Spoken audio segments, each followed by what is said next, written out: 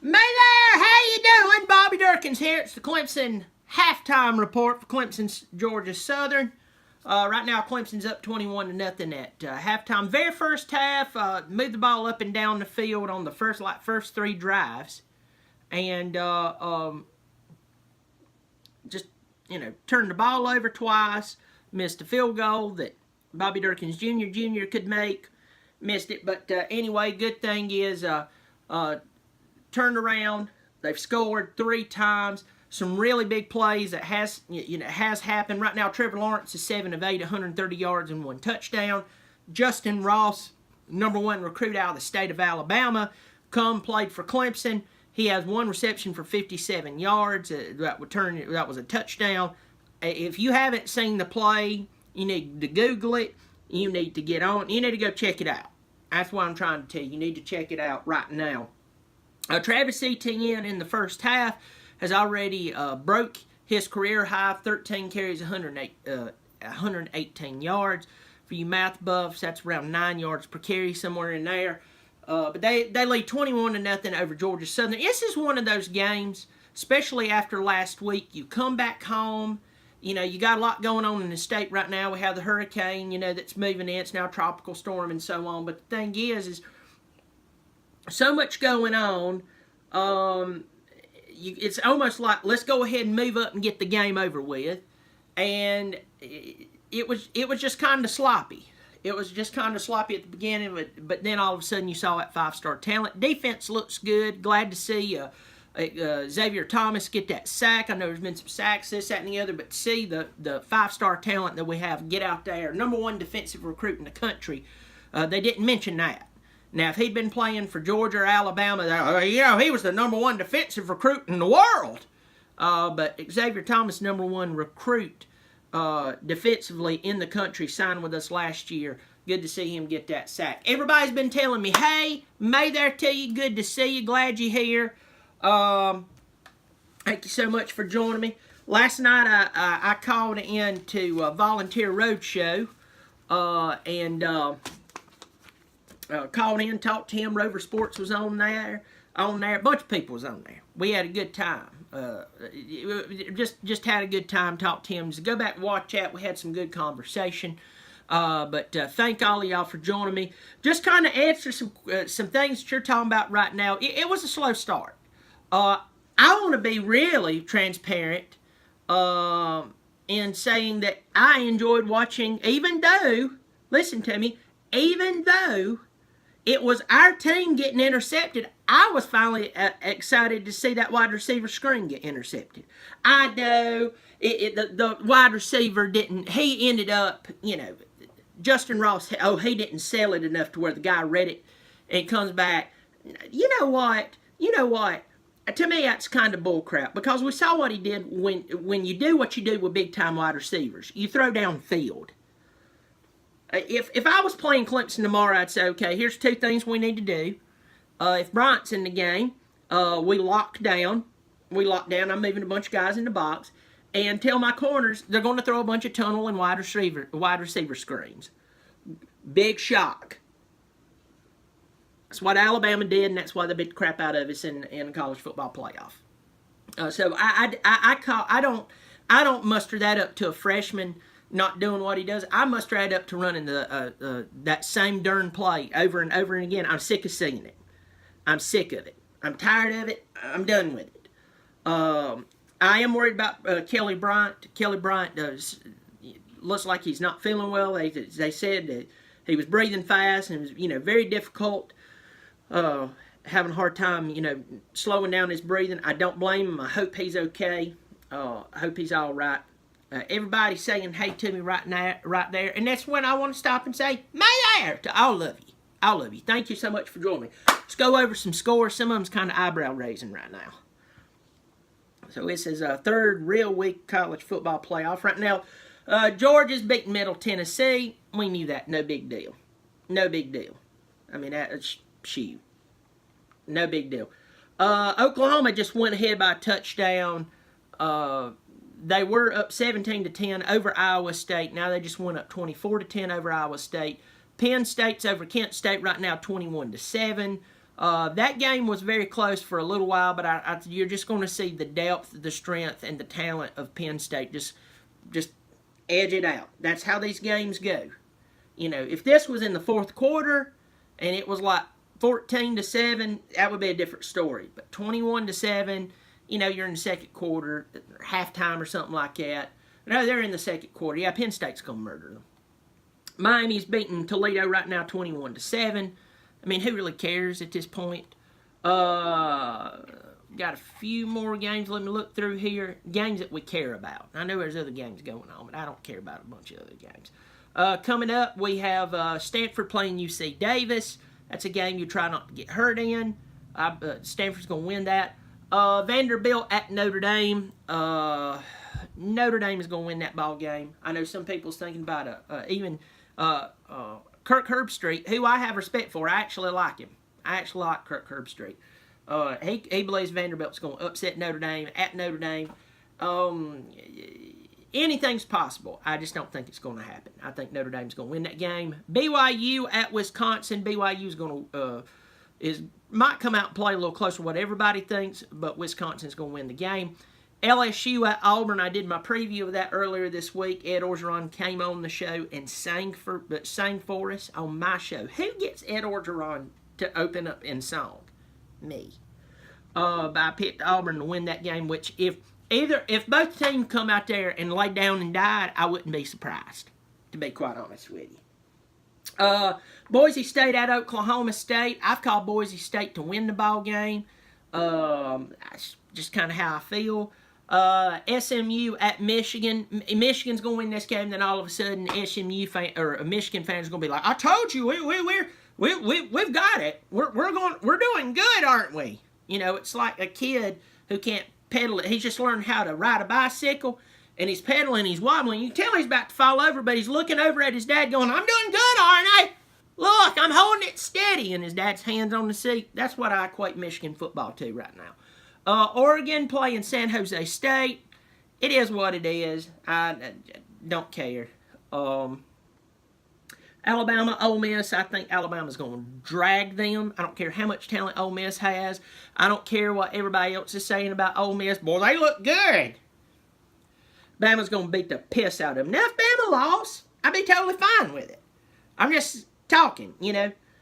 Louisiana at Mississippi State. Mississippi State's going to win that game. May there to all of you saying hey to me. Ohio State at TCU. Would love to see TCU win the game. It's in Dallas at Jerry's World, and everybody likes to talk about it. Yeah, Ohio State's going to win this game. Southern Cal and Texas. Who really gives a rat's rear end? I mean, I lean towards Southern Cal in this, but who cares? Washington at Utah, upset alert. You got to be real careful with that. But I still believe Washington wants to get to the playoff. They know they got to win every game, including the conference, from now on. So, Arizona State at San Diego State. Not sold on Arizona State, but I think they'll win the ball game. East Carolina at Virginia Tech in years past. East Carolina's beaten them. Here's the deal. That was in years past. Virginia Tech's going to win. West Virginia, NC State, that was canceled. And we know that Central Florida and North Carolina, that was canceled as well. Everybody's asking me some questions. What do I think about the quarterback situation? Here's the deal. Kelly Bryant is a good athlete. If you want to run the ball with the quarterback, Kelly's your man. I know Trevor can move and all that bunch of stuff, but the truth is he can move downfield running the ball a lot quicker. That's his forte, okay? That's fine. I don't have a problem with that. The thing is, when you are 7 or 8, 9 deep at wide receiver, and they're not just good wide receivers, they're great wide receivers, you know what you do? Let me tell you what you do. You throw the ball downfield to them. And if that means that you blister and humiliate every team you play, well then good. You know? That is what it is. Jay, you're asking what the score is. Clemson's beating Georgia Southern at halftime 21-0.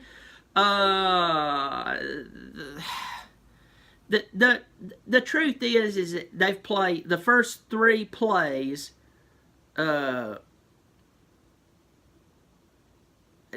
the first first three drives, they had 2 turnovers and a missed field goal, and they're up 21-0. So it is what it is. So as it is. Mr. You, Mad Bro, good to see you, buddy. Good to see you, one of my very first subscribers. Always good to see you when you come up and say hello to us. Florida State, somebody said Florida State looks horrible.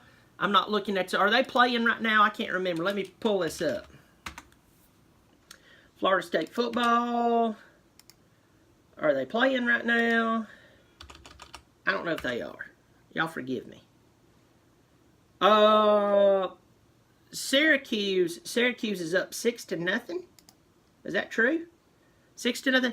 I called Syracuse to win this ball game. If y'all watched me earlier this week. If you didn't watch me earlier this week, what are you doing? Who are you watching? There's a few people I tell you to go watch, but they had to be talking about it. Florida State. I hope Florida State loses this game. I hope Syracuse beats them. I hope Syracuse goes to 3-0. I hope it. I hope it. It is what it is. Tennessee up 10-0 over UTEP. Last night I was on Volunteer Roadshow. If you don't know him, what rock are you living under? Go subscribe to him. Turn on the notifications. Watch him. I called into a show. He had some guests on last night. Rover Sports. One other guy, and he slipped my mind. And I feel bad for saying that because I know him and I'm losing it anyway. Truth is, I asked him about the Tennessee game. Oh, we're going to win the Tennessee game. And I felt like they would too. But that Tennessee's only up 10-0 over UTEP right now in Knoxville. This is bad. The only way it gets any worse for Tennessee, or a team that's just as bad, is Florida State. Florida State. I don't know what's going on at Tallahassee. Somebody just said that Florida State has 66 total yards, around that much near halftime. Did Cam Akers die or something? I'm going to go ahead and tell you this, and I'm not knocking the coach or anything. I'm talking about across the board. And y'all join me. I'm going to go on a 30-second rant. Is that okay? I'm looking at 12:25. So here we go at 12:30 to minute 13. I am so sick and tired of us using our buttholes and the crust around it. Okay? And we forget, we're using it to think, and because we're forgetting the years past, and history teaches us a lot. How many times have we seen a coach take over and all of a sudden he's got everybody by the hands, everybody's singing Kumbaya, you've got the old people from, the alumni from the past, great football players go, man, we believe in this guy. And then stuff doesn't, it never pans out. It's happened so many times. Yet we keep falling for the same old bait year after year, time after time. And we think it's different. There is a saying, and it annoys me, but it's true. The definition of insanity is doing the same thing over and over and over again, expecting a different result. Okay? Here's the deal. I've seen coaches get hired, and all of a sudden they got the alumni, they're hugging, they're crying. Oh man, we're going to conquer the world. But they forget one thing. To ask themselves, do you really think that this guy's going to lead our team where it should be?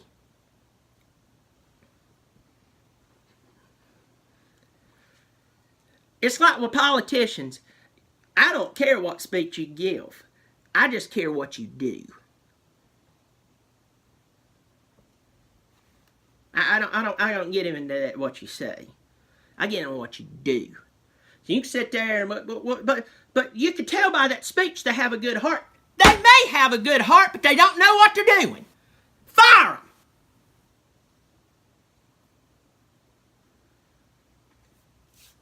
And I'm not saying fire Willie Taggart. I'm saying across the board. I get sick and tired of us sitting here watching these, and we turn on television, and we got, what it is journalists, they have to report on something. They're running out of stuff, especially in the off season to report about. So they go down and they find, oh look, everybody's proud of Bobby Bowden. I mean, they're happy. They're happy. Bobby Bowden, he's down there hugging. He's down there hugging and loving Willie Taggart. He don't even know who Willie Taggart is, guys. It's hilarious. It's hilarious. I mean, it just is what it is. I mean, I get so freaking sick and tired of us falling for this stuff over and over again. I'm about to end this. Let you go. Second half is starting. I want to watch second half. You need to watch second half. Thank you for all joining me. If you don't know me, you need to subscribe to me. Turn on your notifications. I go live. I've been doing a ton of live streams now. About one every day this week. You can follow me on Twitter at Dirkens, BDIRKENS. Also, you can go check me out on Instagram at the Bobby Dirkens. I'll answer this question before I go. The best coordinator, Tito 514. You want a shout out? You get a shout out. You said you want a shout out, Tito. Here we go. Hey there, Tito 514. All right. Well, everybody, I'm gonna go watch the second half. Y'all be good. Subscribe to me on Bobby Dirkens. Remember, I'm right. If you disagree with me, you're wrong, Bobby Dirkens.